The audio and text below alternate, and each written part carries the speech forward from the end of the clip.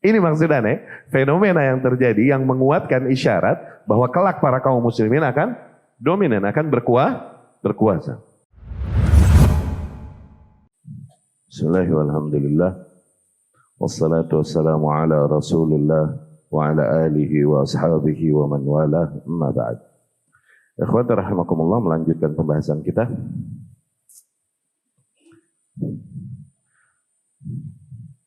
Tilkumus saraya wal ghazawat qabla Badar. Demikianlah kira-kira peperangan-peperangan kecil yang terjadi sebelum Badar.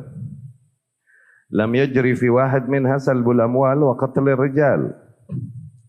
Dapat dikatakan bahwa hakikatnya belum ada terjadi kasus harta rampasan ataupun pembunuhan, ya, illa ba'da martakabahul musyrikun fi qiyadat Kirz bin Jabir al-Fihri, kecuali yang dilakukan oleh para kaum musyrikin di bawah pimpinan Kirz atau Kurz, ya, bin Jabir al-Fihri. Fal bidayah innama hiya minal musyrikin ma'ma kanu qad atauhu qabla dhalika minal fa'il.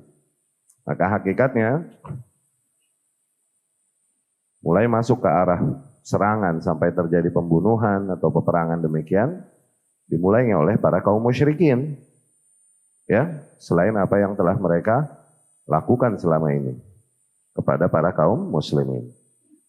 Wa ba'da wuqu' ma waqa' fi sariyah Abdullah bin Jahash tahaqqaq khawful musyrikin wa tajassad amamahum al-khatar al-haqiqi.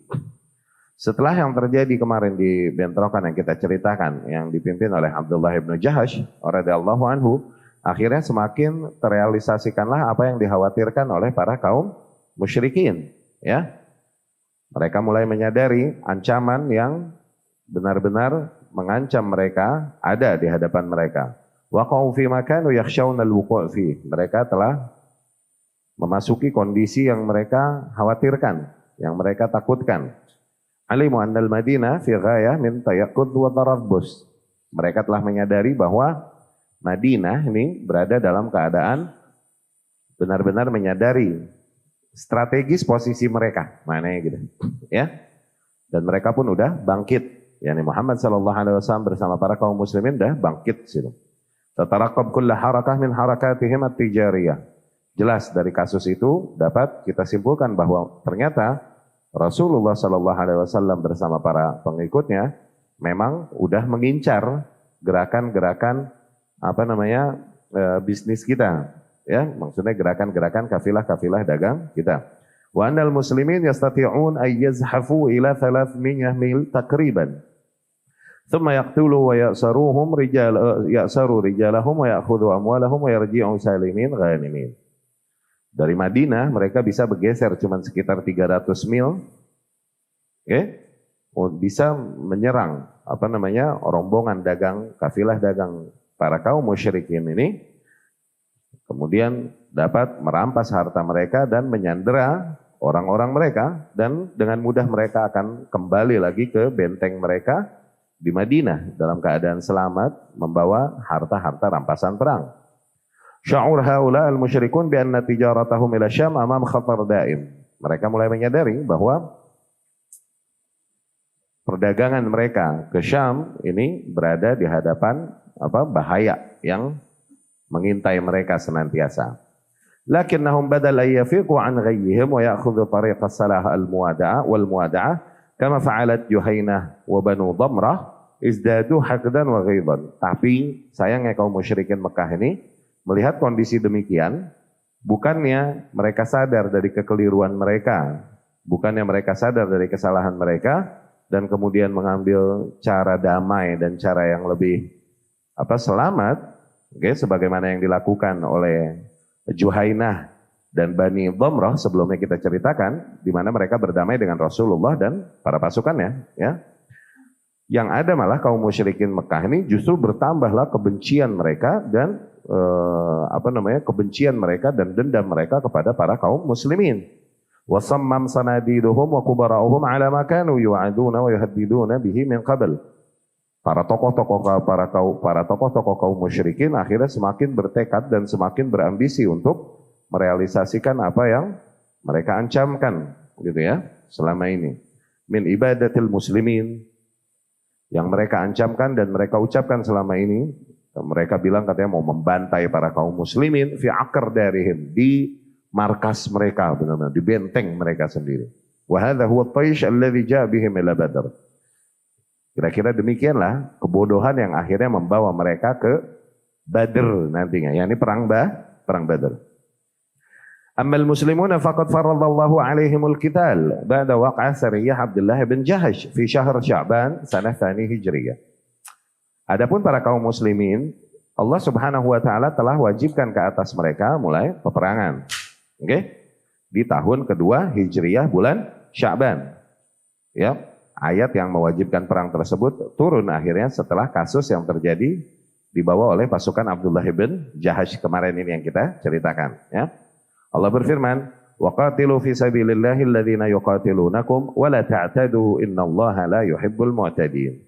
Dan perangilah di jalan Allah orang-orang yang memerangi kalian, dan janganlah kalian melampaui batas, sesungguhnya Allah tidak mencintai orang-orang yang melampaui batas. Waqtuluhum haitsu thaqiftumuhum wa akhrijuhum min haitsu akhrajukum wal fitnah asyaddu minal qatl. Dan bunuhlah mereka sebagaimana dimanapun kalian mendapati mereka, dan usirlah mereka sebagaimana mereka telah mengusir kalian, dan sesungguhnya fitnah itu lebih kejam daripada pembunuhan. Fitnah sini syirik, ya. Wala tuqatiluhum 'indal Masjidil Haram, tapi jangan kalian perangi mereka di Masjidil Haram hatta yuqatilukum fih, kecuali mereka yang memerangi kalian di sana. Fa in qatalukum faqtuluhum, apabila mereka memerangi kalian, kalaupun kalian berada di Masjidil Haram, maka perangilah mereka. Kadzalika jazaa'ul kafirin, demikianlah ganjaran bagi orang-orang yang kafir. Fa in intahu fa innallaha ghafurur rahim. Namun apabila mereka menghentikan, yakni menghentikan serangannya, peperangannya ke atas kalian, maka sesungguhnya Allah Maha Pengampun lagi Maha Penyayang. Wa qatiluhum hatta la takuna fitnah wa yakuna ad-dinu lillahi fa in intahu fala udwana illa 'alal zalimin. Dan perangilah mereka sehingga tiada lagi tersisa fitnah. Dan jadilah seluruh agama ini hanya bagi Allah Subhanahu wa ta'ala, yakni sehingga tidak bersisa kekufuran dan sebab-sebab madharat, ya, tidak lagi bersisa kesyirikan. Perangilah mereka sehingga tak lagi bersisa kesyirikan, ya. Dan jadilah seluruh agama ini hanya milik Allah Subhanahu wa ta'ala, sehingga para manusia tidaklah menyembah kecuali hanya Allah Subhanahu wa ta'ala. Fa in yantahu fala udwana illa 'alal zalimin. Dan apabila mereka berhenti, maka tak boleh lagi ada permusuhan kecuali ke atas orang-orang yang zalim. Ya, mereka berhenti dari kekeliruan mereka, ya, maka nggak boleh lagi kalian terus menyerang mereka kecuali kepada orang-orang yang bertindak zalim di antara mereka. Ya. Nah, ayat ini dianggap sebagai ayat yang telah membawakan kewajiban untuk berperang kepada Rasulullah dan para sahabatnya radhiyallahu anhum. Ayat ini turun di Sya'ban tahun kedua Hijriah setelah kasus bentrok Abdullah bin Jahash kemarin di Dzul Usyairah yang kemarin kita ceritakan, ya. Tsumma lam yalbath an anzalallahu ta'ala alaihim ayatin min naw'in akhar. Dan enggak lama setelah itu Allah pun Subhanahu wa taala menurunkan juga ayat-ayat yang masih temanya sama. Oke, yakni tentang berjihad, tentang berperang.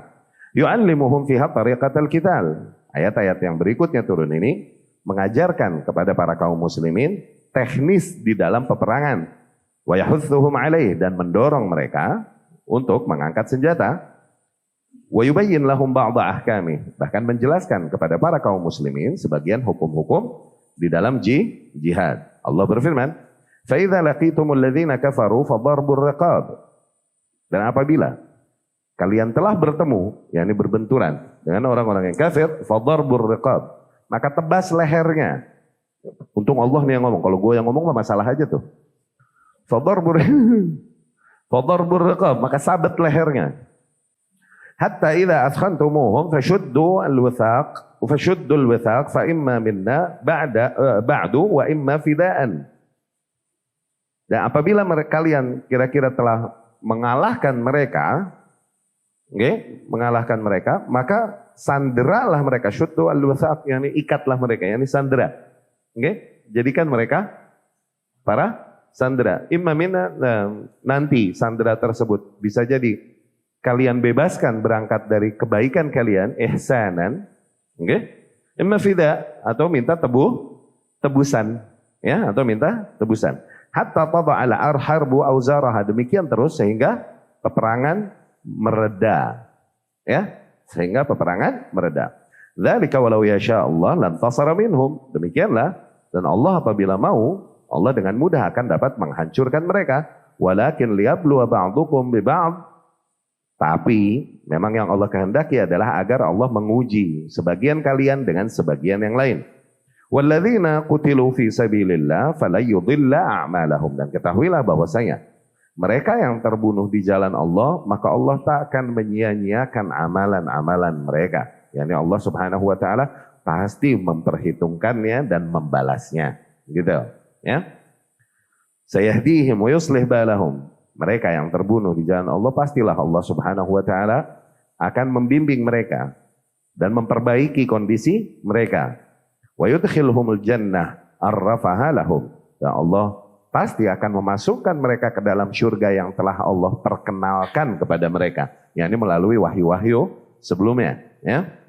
Ya ayyuhalladzina amanu, wahai orang-orang yang beriman, in tansurullaha yansurkum. Apabila kalian menolong Allah, niscaya Allah akan menolong kalian. Yani apabila kalian berkorban, okay, untuk mendirikan agama Allah Subhanahu wa taala, pastilah Allah mengulurkan pertolongannya kepada kalian. Ya, tidak difahami dari sini Allah adalah zat yang membutuhkan pertolongan, tidak. Awas, ya. Apabila kalian yang berkorban, memberikan sumbangsih kalian untuk mendirikan agama Allah dalam bentuk apapun, ya, jihad, mengorbankan tenaga kah, mengorbankan jiwa, raga, mengorbankan harta di jalan Allah, Allah pasti akan membalas kalian. In tansurullaha yansurkum wa yuthabbit aqdamakum, dan pasti Allah akan memberikan sabat, yakni Allah akan memberikan ketegaran, keteguhan bagi kaki-kaki kalian, yakni keteguhan hati.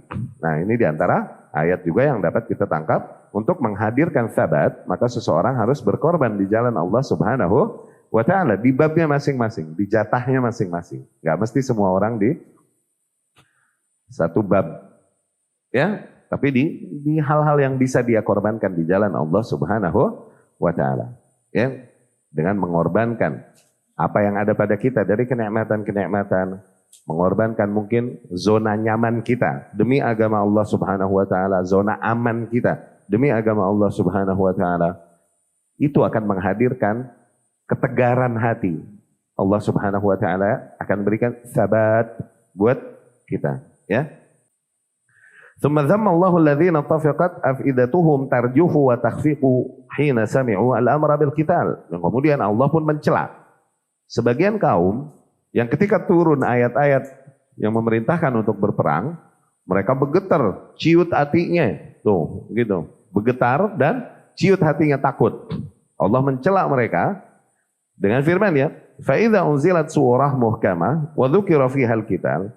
Ketika diturunkan surat-surat yang jelas, muhkamah yakni yang maknanya jelas, enggak layah, enggak ayat-ayat yang muhkamah, yakni ayat-ayat yang dapat difahami dari lahirnya, nggak memerlukan tidak ada makna yang tersembunyi padanya. Oke? Ayat-ayat yang terang-terangan itu muhkamah. Oke? Apabila turun kepada mereka ayat-ayat yang terang-terangan dan disebutkan di ayat tersebut perintah untuk berperang, ra'aital ladzina fi qulubihim marad, kau akan melihat mereka yang hakikatnya di dalam hatinya terdapat penyakit nih, yang dzuruna ilaika nadharal maghsyiyyi 'alaihi minal maut. Mereka akan melihatmu wahai Muhammad dengan penglihatan orang-orang yang benar-benar ketakutan kayak mau mati, begitu. Ya, Allah mencela mereka yang ciut hatinya dan kemudian bergetar mereka ketika diperintahkan oleh Allah Subhanahu wa taala untuk mengangkat senjata. Wa ijabal qital wal hadd alaihi wal amru bil isti'dad lahu huwa ain ma kanat taqtadihi al ahwal. Dikarenakan kondisi demikian, diwajibkannya peperangan dan didorong untuk mulai berperang, diperintahkan untuk mempersiapkan segala kekuatan untuk mempersiapkan peperangan, kondisi yang ada memang mendorong ke arah tersebut. Yakni kondisi dan situasi yang ada memang memang mendorong dan mengharuskan kaum muslimin untuk mengambil langkah tersebut. Walau kan hunaka id yasbir aghwar adh-dhuruf la amara jundahu bil isti'dad li jami' at-tawari. Apabila ada seorang pemimpin yang benar-benar dia memperhatikan semua kondisi, niscaya dalam hal tersebut pastilah pemimpin tersebut akan mempersiapkan para pasukannya untuk segala macam kemungkinan yang berbahaya yang terjadi kelak. Fakaifa birrabbil alimil muta'al, maka apalah lagi dengan Allah Subhanahu wa taala yang Maha tahu lagi Maha tinggi. Pastilah Allah akan memperingatkan, memerintahkan para hamba-hambanya untuk mempersiapkan diri dengan kemungkinan yang akan terjadi. Dan Allah Maha tahu apa yang akan terjadi. Dari situ Allah perintahkan segala persiapan tersebut kepada Rasul dan para kaum muslimin. Fadzuruf kanat taqtadi irakan damiyan bainal haqq wal batil. Memang kondisi dan situasi yang ada pada saat itu udah benar-benar mengarah ke arah irakan damiyan. Irakan damiyan yakni bloodshed, pertumpahan darah. Udah sampai level itu. Kondisi dan situasi yang ada semakin mengarah ke sana. Pasti akan terjadi pertumpahan darah, benturan antara hak dan batil. Wa kanat waq'a sariyah Abdullah bin Jahash darbah qasiyah ala ghiratil musyrikina wa hamiyatihim. Dan peperangan yang terjadi sebelumnya waktu pasukan yang dibawa oleh Abdullah bin Jahash benar-benar pukulan telak untuk para kaum musyrikin dan benar-benar membuat mereka kesal, benci, marah, dendam, menimbulkan itu pada para kaum musyrikin. Alamathum wa tarakathum yataqablabuna ala mithlil jamr. Serangan yang dilakukan oleh Abdullah bin Jahash itu benar-benar menyakiti mereka dan membuat mereka berada dalam kondisi yakni nggak tenang, bolak-balik sebagaimana arang yang nyala, kayak begitu. Yakni nggak bisa tenang, ya. Wa ayatul amri bil qital tadullu bi fahwaha ala qurbil iraq ad-dami. Dan apabila kita coba fahami ayat-ayat yang turun berbicara tentang perintah untuk berperang dan persiapan untuk berperang, ini bagi orang yang memahami akan dapat dengan mudah difahami bahwa oh berarti akan segera terjadi nih peperangan. Tuh, begitu. Oke? Wa anna an-nasra wal ghalaba fihi lil muslimina nihaiyan. Dan bahwasanya kelak seluruh kemenangan dan dominasi akan didapatkan oleh para kaum muslimin pada akhirnya nanti. Unzur kaifa ya'murullahu al-muslimina bi ikhrajil musyrikin min aitsu akhrajuhum. Tidakkah kita lihat bagaimana Allah memerintahkan para kaum muslimin untuk mengusir para kaum musyrikin, di mana mereka telah mengusir kaum muslimin. Tidakkah kita lihat perintah Allah demikian? Wa kaifa yu'allimuhum ahkamal jundil mutaghallib fil asara? Tidakkah kita lihat bagaimana Allah Subhanahu wa taala mengajarkan para kaum muslimin hukum-hukum yang berkaitan dengan sandera. Hukum-hukum yang berkaitan dengan sandera, yang dimana hukum tersebut harus dipegang oleh kelompok yang menang. Kelompok yang menang yang mendapatkan sandera, berarti kan? Wal ifkhan fil ard hatta tada'al harbu auzaraha. Tidakkah kita lihat perintah Allah untuk ifkhan fil ard, yakni melakukan peperangan terus sampai peperangan tersebut mereda dengan sendirinya. Hadhihi kulluha isyarah. Hakikatnya semua hal tersebut adalah isyarat ila ghalabatil muslimin nihaiyan. Itu semua isyarat dari Allah Subhanahu wa taala bahwasanya kelak kaum muslimin akan menang akhirnya. Ya, walakin turika kullu dzalika masturan. Tapi demikianlah hikmah Allah. Semua itu dibiarkan oleh Allah Subhanahu wa taala seolah-olah mastur, yakni hidden, enggak kelihatan karena belum terjadi. Hatta ya'tiya kullu rajul bima fihi min at-tahammus fi sabilillah, sehingga dapat setiap individu datang membawakan masing-masing semangat masing-masing untuk berkorban di jalan Allah Subhanahu wa taala, ya. Wa fi hadhihi al-ayyam fi Sya'ban sanah tsani Hijriyah Februari 624 miladiyah, dan di hari-hari ini di bulan Sya'ban tahun 2 Hijriah ini, kira-kira Februari 624 Masehi, amarallahu ta'ala bitahwilil qiblah min Baitul Maqdis ilal Masjidil Haram. Nah, ada sebuah fenomena yang menguatkan, semakin menguatkan bahwa bagaimanapun kelak kaum muslimin akan menang. Oke, di masa-masa lagi mulai panas-panasnya mau perang begini nih, ada sebuah fenomena lagi yang ternyata fenomena ini sebenarnya menguatkan isyarat bahwa kaum muslimin akan menang dan berkuasa yang dipimpin oleh Muhammad sallallahu alaihi wasallam. Fenomena apa itu? Yaitu dirubahnya kiblat kaum muslimin. Tadi yang ngadep ke Masjidil Aqsa, kemudian ngadep ke dirubah jadi menghadap ke Masjidil Haram. Zen? Allah Subhanahu wa taala memerintahkan para kaum muslimin untuk merubah kiblatnya dari Baitul Maqdis ke Baitul Haram, ke Masjidil Haram, ke Ka'bah. Wa afada dzalika anna ad-du'afa wal munafiqin minal yahud alladzina kanu qad dakhalu fi sufufil muslimin li itharatil balbalah inkashafu 'anil muslimina wa raja'u ila ma kanu 'alaihi.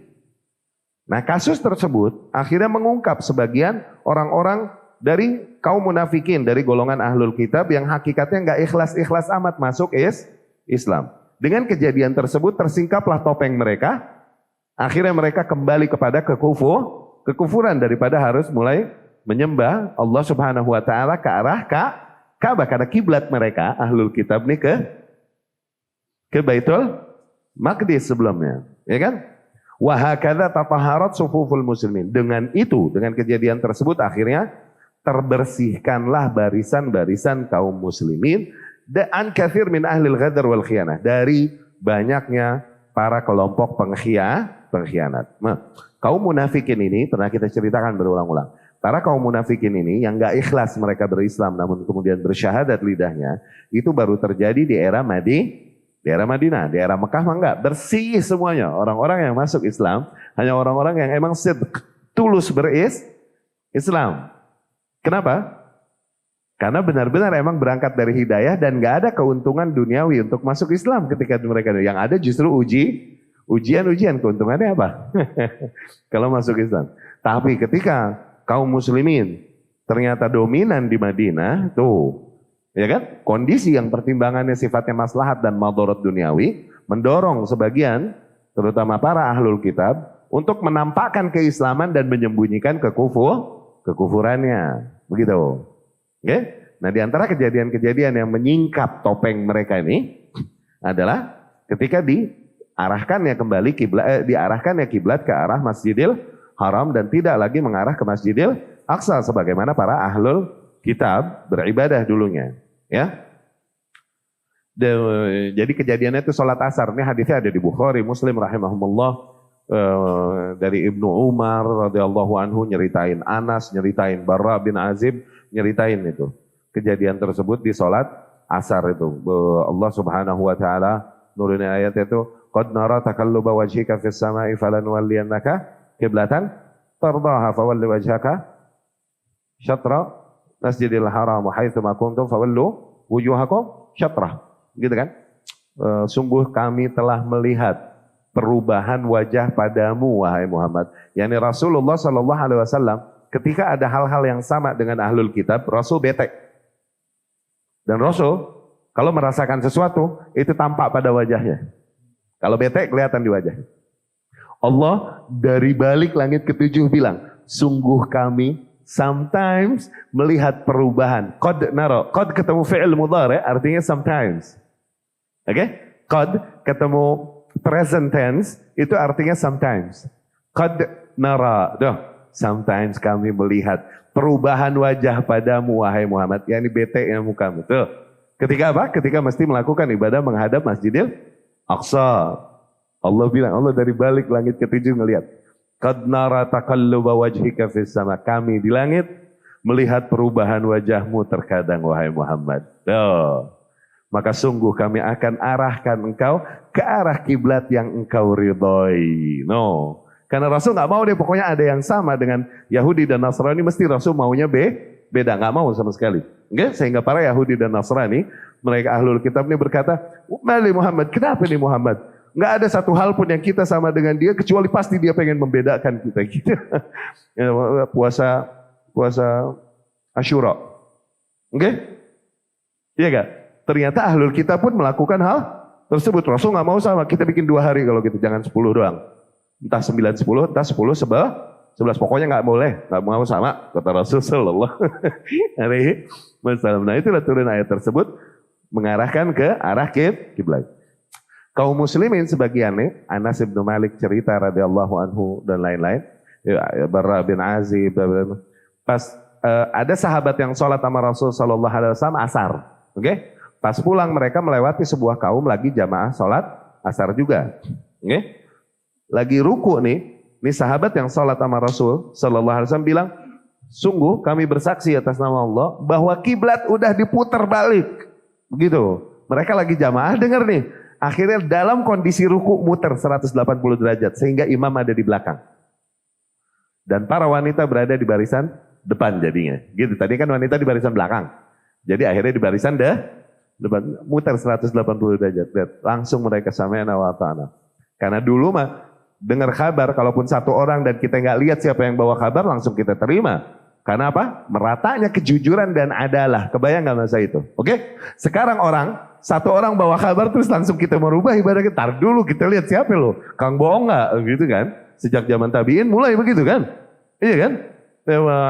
Ibnu Sirin dan lain-lain cerita. Ma kunna nas'al 'anil isnad. Dulu kita nggak pernah bertanya tentang sanad. Dari siapa. Nggak pernah. Iya kan? Tapi ketika terjadi bid'ah, kalau ada orang ngomong qala Rasulullah sallallahu alaihi wasallam imtaddat ilaihi anaquna wa asghat ilaihi adhanuna. Mulailah ngulur leher kita kepada dia, kemudian kuping kita langsung manteng ke dia. Wa qulna, dan kita mulai berkata sammu lana rijalakum. Coba sebutin rijal kalian, ya nih rantai riwayatmu dari siapa nih kau dapat hadis Rasul ini sallallahu alaihi wasallam. Yunzar ila ahli sunnah. Dilihat kalau rantainya nih seorang ahli sunnah, diambil hadisnya. Wa yunzar ila ahli bidah. Tapi dan dilihat kalau ahli bidah yang menyampaikannya, ternyata ditolaklah hadisnya. Begitu. Sejak mulai terjadinya bid'ah di kaum muslimin, dimulai dengan terbunuhnya Utsman radhiyallahu anhu pada saat itu. Tapi dulu di zaman awal, di zaman Rasul, satu orang bawa kabar tuh langsung benar, langsung didengar. Bahkan kita nggak lihat siapa yang ngomong. Lagi soli, lagi ruku, kira-kira ngintip gak siapa yang ngomong? Masa sahabat sholatnya ngintip-ngintip jauh? Hah? Lu itu mah. Iya gak? Tapi didengar, aku bersaksi kepada Allah bahwa kiblat udah berbalik 180 derajat ke arah Masjidil Haram. Akhirnya mereka muter sambil ruku 180 derajat. Langsung sami'na wa ta'na. Sehingga imam berada di posisi belakang saf dan wanita jadi di depan lelaki. Itu kejadiannya sholat asar. Awal salaha Rasulullah sallallahu alaihi wasallam ba'da tahwilil qiblah salatul asar. Salat asar, salat pertama kali yang Rasul lakukan setelah diputernya kiblat. Zain. La'alla fi tahwilil qiblah. Nah, ini yang berhubungan dengan apa yang kita jelaskan tadi. Bisa jadi nih, di dalam perubahan posisi kiblat ini hakikatnya ada isyarah latifah, ada clues dari Allah Subhanahu wa ta'ala ila bidayah daur jadid, akan datangnya sebuah era baru la yantahi illa ba'da tilalil muslimin hadhil qiblah, yang dimana era tersebut tidaklah berhenti kecuali setelah para kaum muslimin menguasai total Masjidil Haram.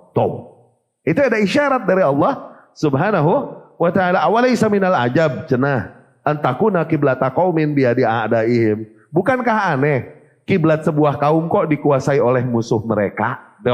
Aneh gak?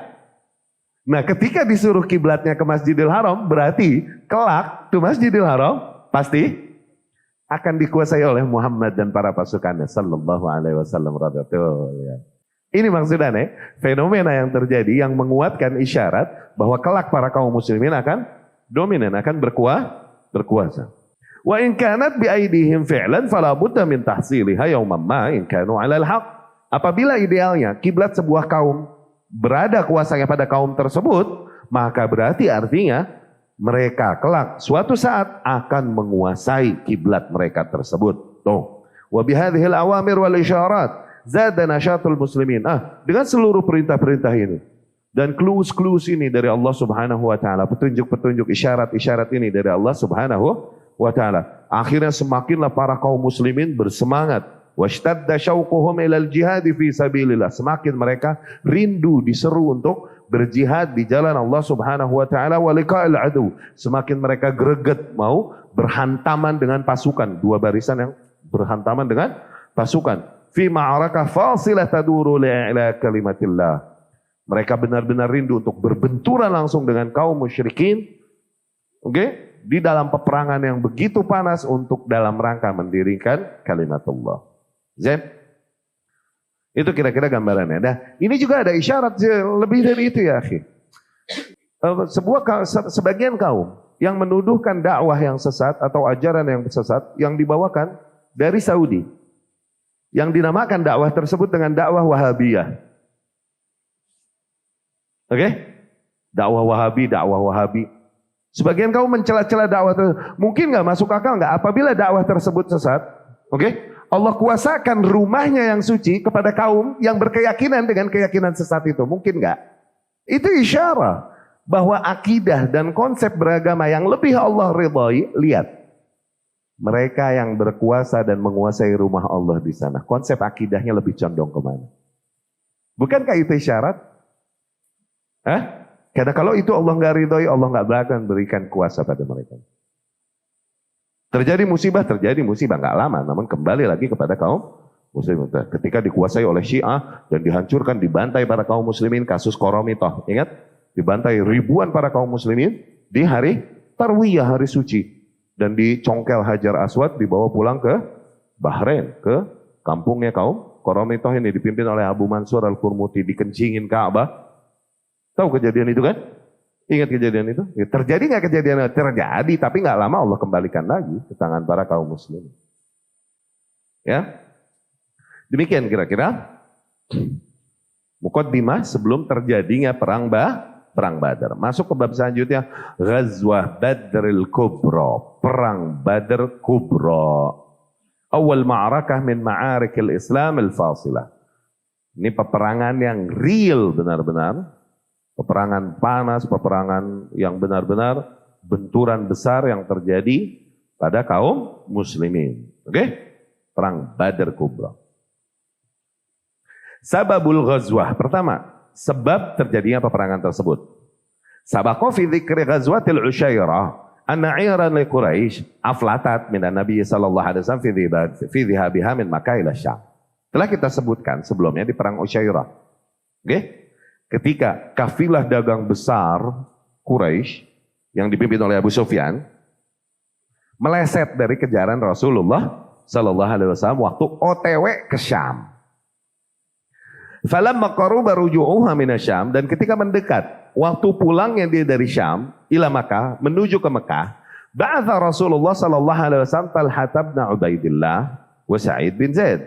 Pada saat itu di masa-masa yang kira-kira ini waktu mereka pulang menuju ke Mekah, Rasul mengutus dua orang, untuk melihat situasi, untuk memata-matai, yaitu Talhah bin Ubaidillah sama Sa'id bin Zaid radhiyallahu anhuma ila syamal liyaquma biktisyaf khabariha. Rasul mengutus mereka berdua ke arah utara. Untuk apa? Mencari kabar. Bagaimana? Sampai mana nih rombongan yang dibawa oleh Abu Sufyan. Fawasala ila al-Hawra wa makatha hatta marra bihima Abu Sufyan bil-'ir. Akhirnya mereka ngecamp di daerah yang bernama daerah Hawra. Dan benar saja ternyata lewatlah kafilah dagang Abu Sufyan. Membawa dagangan-dagangannya. Fa asra'a ila al-Madinah. Akhirnya mereka berdua bergegas menuju ke Madinah dan mengkhabarkan kepada Rasulullah sallallahu alaihi wasallam kabar tersebut. Wa kanatil 'ir tahmir tharawat ta'ilah li kibar ahli Makkah wa ru'usiha. Kafilah dagang tersebut membawa jumlah harta kekayaan yang sangat besar milik para pentolan-pentolan Mekah. Milik para tokoh-tokoh Mekah. Alf ba'ir muqarah bi amwal la taqil an 50,000 dinar dhahabi. Tuh, ada 1.000 hewan yang membawa harta-harta dagang. Membawa harta-harta dagang yang dipenuhi dengan harta-harta yang kira-kira enggak kurang dari 50.000 dinar emas totally. Walam yakun ma'aha, jauh. Bayar utang tuh jauh, kelar. Walam yakun ma'aha minal hirs illa nahwa arba'ina rajulan. Dan kafilah dagang tersebut, itu enggak dijaga benar-benar deh. Cuman bangsa 40 orang doang yang jagain. 50.000 dinar nih yang jaga 40 orang. Habis. Iya gak? Innaha fursah dhahabiyah. Ini adalah kesempatan emas lil muslimin, bagi para kaum muslimin, liyusibu ahla Makkah bidarbah iqtisadiyah qasimah. Ini adalah kesempatan emas bagi para kaum muslimin untuk menghajar para kaum musyrikin, oke, dengan pukulan telak dan besar ini dari sisi ekonomi, untuk memukul kaum musyrikin economically, dari sisi ekonomi. Tata'allam laha qulubuhum ala marril usur. Lidzalika a'lana Rasulullah sallallahu alaihi wasallam fil masjid. Yang dimana pukulan tersebut akan membuat mereka sakit hati sepanjang zaman. Okay? Kesal banget sepanjang zaman. Dari situ Rasul sallallahu alaihi wasallam mengumumkan kepada para kaum muslimin. Rasul berkata, "Hadhihi 'ir Quraisy, fiha amwaluhum, fakhruju ilaihi la'alla Allah ayyan falikumuha." Nih ada kafilah dagang kaum Quraisy. Okay? Terdapat di situ harta yang banyak milik mereka. Berangkatlah kalian mengejarnya. Semoga Allah Subhanahu wa taala memberikan itu semua, yakni harta-harta tersebut kepada kalian, mengkuasakan harta-harta tersebut bagi kalian. By the way, baru di zaman Rasulullah sallallahu alaihi wasallam harta rampasan perang itu halal. Dulu haram. Di syariat-syariat dulu itu haram. Ini diantara istimewanya Rasul sallallahu alaihi wasallam yang diberikan kepada Rasul sallallahu alaihi wasallam dan tidak diberikan kepada nabi-nabi sebelumnya. Diantaranya tuh uhillat li al-ghanaim, dihalalkan bagiku harta rampasan perang. Walam tahil li ahadin minal anbiya qabli, dan itu tidak dihalalkan kepada seorang nabi pun sebelumku. Dulu-dulu kalau dapat harta rampasan perang, para kaum yang bersama Nabi mereka nih mengumpulkan harta tersebut, mengumpulkan sehingga menggunung, tar turun geledek, jeder, hilang tuh harta, diambil. Dulu tuh begitu. Nah kalau geledek nggak turun-turun berarti ada yang ngutil, ada yang ngumpetin, ada yang ngembat. Berarti begitu dulu ternyata. Kita pernah baca, wallahu alam benar apa ya, akhbar itu kabar ahlul kitab, apa benar apa enggak, wallahu alam. Ya dulu tuh begitu. Nah Rasul bilang sini, semoga Allah memberikan kepada kalian, mengkuasakan kepada kalian harta tersebut. Dihalalkan bagi para kaum muslimin. Walam ya'zam ala ahad bil khuruj. Tapi Rasul SAW pada saat itu nggak menekan, nggak memaksa, nggak mewajibkan kepada para kaum muslimin untuk berangkat. Karena emang berangkatnya bukan dalam rangka perang. Awas. Cuman ngejar kafilah dagang ini aja, nggak lagi dalam rangka perang. Kalau perang, semua turun kena kewajibannya. Kalau perang, karena udah ada ayat yang mewajibkan perang. Tapi waktu itu emang niatnya kagak perang. Kebayang gak persiapannya kayak apa? Cuman kayak gimana? Bal tarakal amr liraghbah al-mutlaqah. Rasul sallallahu alaihi wasallam membiarkan perkara tersebut ya ini sesuai selera masing-masing. Mau ikut-ikut kagak-kagak, bebas. Lima annahu lam yakun yatawaqqa' inda hadzal intidab annahu sayastadim bi jaish Makkah. Kenapa? Enggak pernah sama sekali di luar dugaan mereka akan berbenturan dengan pasukan Mekah. Badal al-'ir, bukannya kafilah dagang. Hadzal istidam al-'ani fi Badr. Benturan yang sangat besar kelak yang terjadi di Badar. Walidzalika takhallaf katsirun minas sahabah fil Madinah. Dari situ banyaklah para sahabat nggak ikutan berangkat bersama Rasul pada saat itu sallallahu alaihi wasallam di Madinah. Wa hum yahsabun anna madya Rasulillah sallallahu alaihi wasallam fi hadzal wajh la ya'du ma alifuhu fi saraya wal ghazawat al madiyah. Mereka ini menghitungnya dan mengiranya bahwasanya keberangkatan Rasul pada saat ini adalah sebagaimana keberangkatan utusan-utusan sebelumnya, cuman ngejar kafilah dagang doang. Walidzalik lam yungkar ala ahad takhallufuhu fi hadhil ghazwa. Dari situ tidaklah seseorang yang enggak ikut perang ini dicela pada saat itu.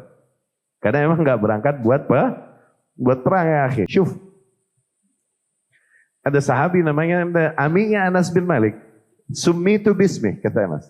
Aku dinamai Anas nih, karena namanya. Karena nama pamanku. Berarti saudaranya Malik. Zen. Satu hari, dia bercerita. Dia nggak ikutan Badar soalnya nih. Ternyata Badar pulang menang dengan semua kemuliaan yang Allah berikan kepada penduduk kepada para ahli. I'malu ma syi'tum faqad ghafartu lakum. Lakukan apapun yang kalian mau. Sungguh kalian yang ikutan perang Badar, aku udah ampunin bagi kalian. Allahu Akbar, segitu kerennya orang yang ikut Badar. Oke? Nah yang nggak ikut nyesel luar biasa. Di antaranya ada amiknya Anas radhiyallahu anhu. Namanya Anas juga. Anas ini dinamain nama amiknya. Anas bin Nadar. Ini kan Anas bin Malik kan Anas bin Malik bin Nadar. Gitu kan? Nah ini Anas bin Nadar langsung, amiknya, pamannya, mamangna. Dia bilang, katanya, takhallaftu an Badr. Sering dia cerita, Anas cerita nih. Di mana pamannya suka bilang, aku ketinggalan perang Badr. Tapi nanti kalau Allah izinkan ada perang lagi, sungguh Allah akan melihatku. Terus dia nahan ngomongnya. Paham nggak? Dia menjaga niat. Yani kalau ada perang lagi, aku akan habis-habisan berkorban di jalan Allah. Mau ngomong gitu, cuman dia tahan karena apa? Takut ngerusak nih niatnya tuh, masya Allah sahabat. Iya gak? Boro-boro dibikin konten sama dia ngomong begitu. Sekarang orang nggak mau salah dibikin konten ya. Ini mau ngomong ngeri. Zin, dia tahan. Beneran terjadi perang, yaitu Uhud. Oke? Di mana kalian tahu cerita Uhud? Ternyata berbalik kemenangan yang telah berada di tangan kaum muslimin disikat lagi sama Quraisy dengan pimpinan waktu itu masih Khalid bin Walid, masih di barisan sana kan, Abu Sufyan dan lain-lain radhiyallahu anhum, belum masuk Islam. Akhirnya kemenangan yang udah di tangan lepas. Karena apa? Karena pelanggaran sebagian pemanah yang berada di bukit pemanah itu, Bukit Rumat, Bukit Archers. Oke? Sehingga akhirnya habis-habisanlah kaum muslimin, berantakan disikat sama para kaum musyrikin. Disebarkan isu, Qutila Muhammad telah terbunuh. Ya. Akhirnya sahabat-sahabat senior, sahabat-sahabat besar, sampai putus asa mendengar Rasul terbunuh sallallahu alaihi wasallam. Dilemparlah pedangnya. Oke? Dilemparlah pedang mereka nih. Nah, terjadi banyak peristiwa heroik. Di sini datanglah di antaranya Sa'ad bin Mu'adz radhiyallahu anhu. Dia melihat para sahabat melempar pedangnya ini. Atau Anas bin Nadar di sini? Di sini dia memperingatkan mereka melempar pedangnya. Mereka melempar pedangnya udah pada bete ini karena mendengar kabar Rasul meninggal sallallahu alaihi wasallam. Sa'ad bin Mu'adz kalau nggak salah. Ya, "Madza arakum taf'alun?" Ya karena nawalan ya begitu. Pakai bahasa Sunda waktu itu.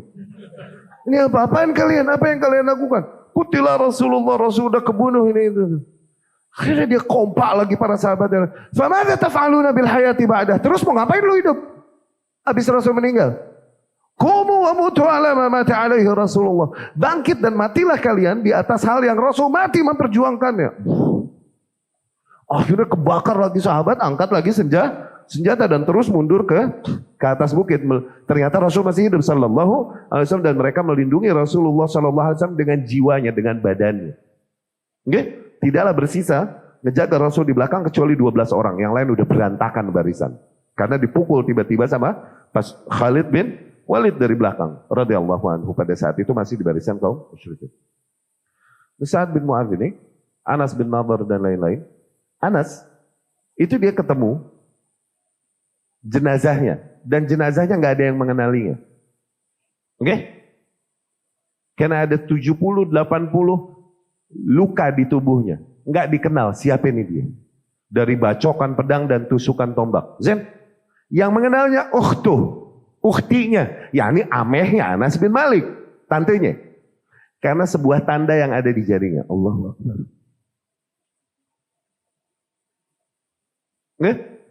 Jadi dia mencium bau surga di bawah Uhud, fragrance surga di bawahmu. Yang lain pada mundur naik ke atas bukit, oke? Dia malah justru turun merangsak pasukan para kaum musyrikin dan dia hantam sejadi-jadinya. Sehingga dengan 80 luka yang ada padanya meninggal dunia. Dan bergeletakan para kaum musyrikin di sekitarnya mati sama dia. Radhiyallahu anhum ajmain. Ini mereka yang nggak dapat perang Badar. Senyesal itu nggak dapat perang Badar. Ya, demikian kira-kira. Pertemuan yang akan datang kita akan lanjutkan masih cerita kita berbicara tentang perang Badar ini. Ya, aku qauli hadza wa astaghfirullah li wa lakum.